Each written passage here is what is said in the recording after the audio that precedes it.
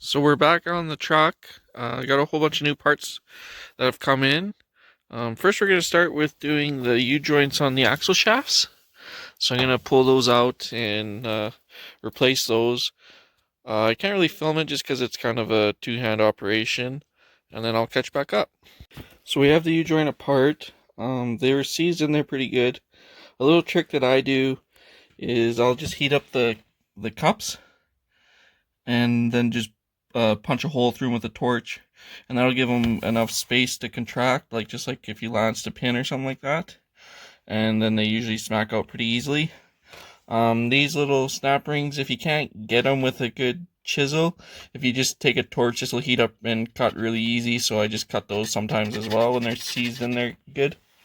I like to wire wheel the yokes, and then also to just remove any rust. And I don't go too crazy, like I use a wire wheel. I wouldn't use like a flapper wheel or anything like that in there, just because you don't want to take too much material. You do want it to be somewhat of a tight fit. And then I use lots of anti-seize on the cups when I'm installing them to help. And then these ones with the inner snap ring, you can just start the cups in on both sides and then just use a vise to squeeze them in. And they're actually tapered, like a tapered cup almost, so they only go in so far. So the U-joint is changed. It's greased. They should move pretty freely.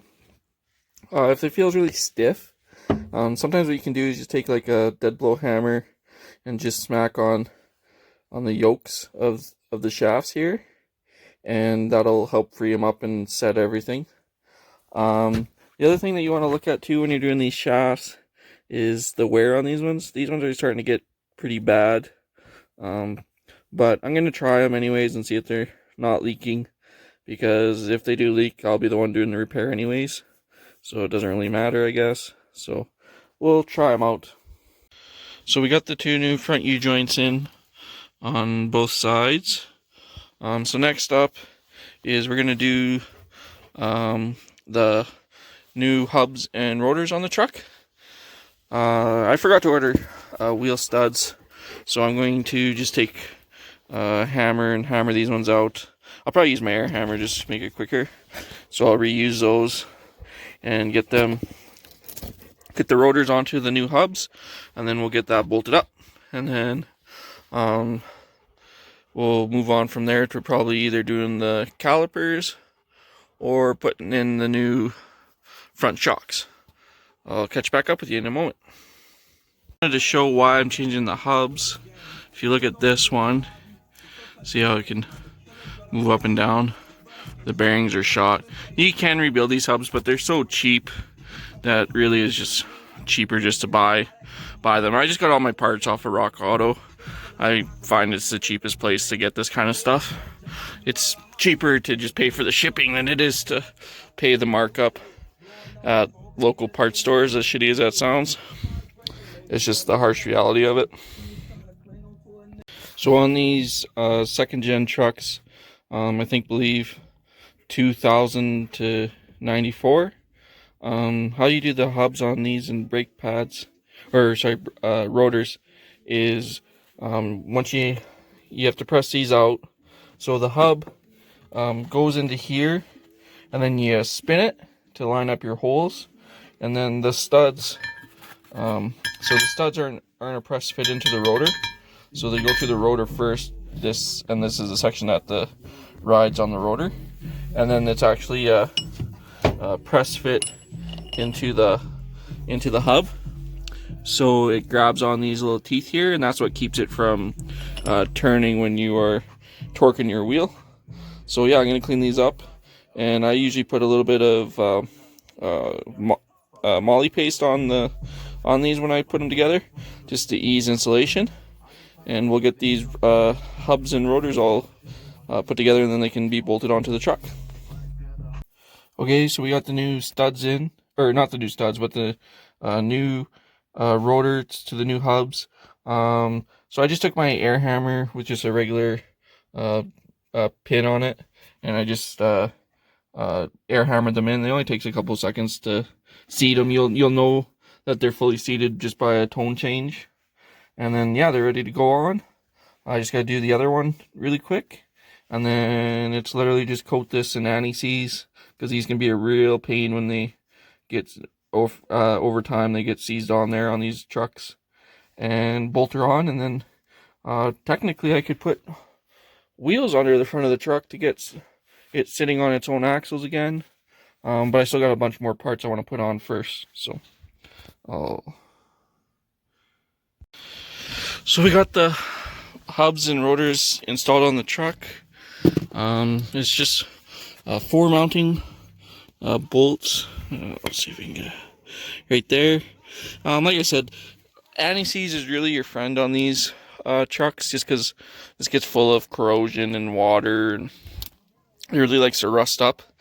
Either that or Loctite. This is my own personal vehicle, so I'm using anti-seize just because I'll be the one that has to do any maintenance to it. If this was like a customer's unit, I'd probably lean towards using like blue Loctite or something. Just something to take up the gap in the threads so that they don't rust and have Mother Nature's Loctite going. So yeah, so they spin nice and free. I need to look up the torque specs. I just usually reference a Hayes repair manual, and then put this nut on, and there's a cotter key for it, and torque it to spec. And the hub installation is complete. On this side, I was noticing when I was working on it that this, let me just see if I can find a good spot to put my light.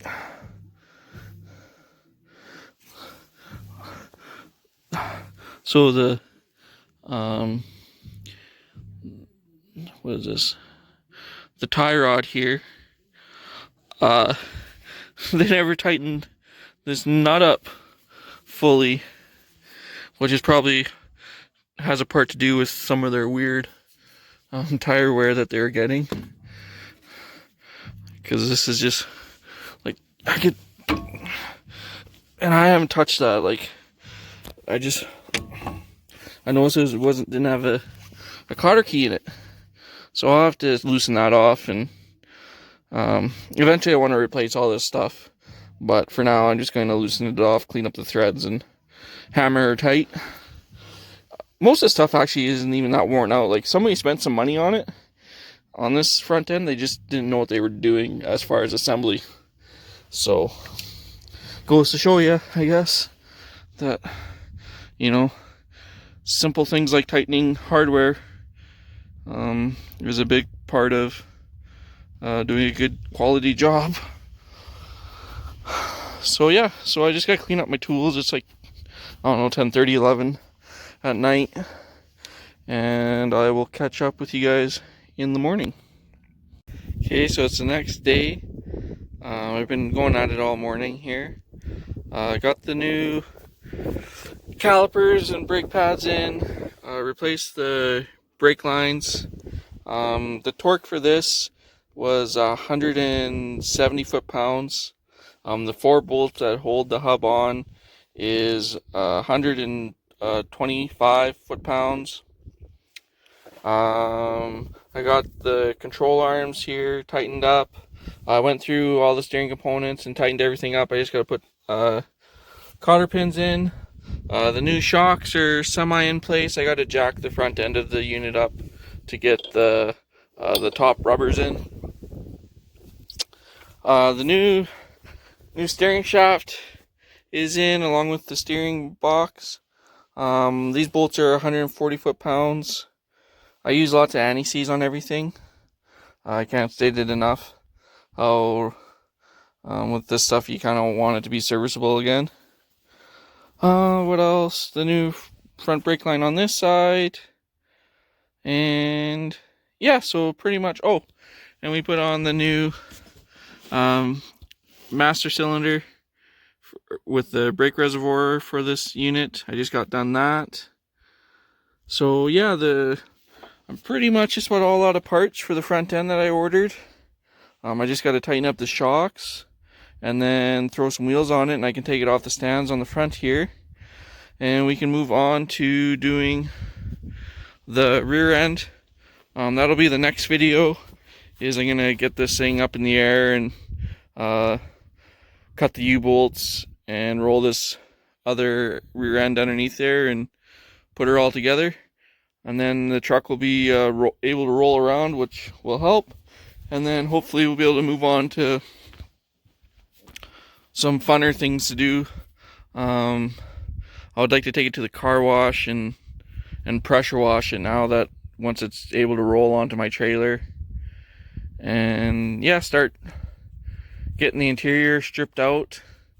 And I gotta pull the box, and then I should be able to start planning on putting in the powertrain. So stay tuned.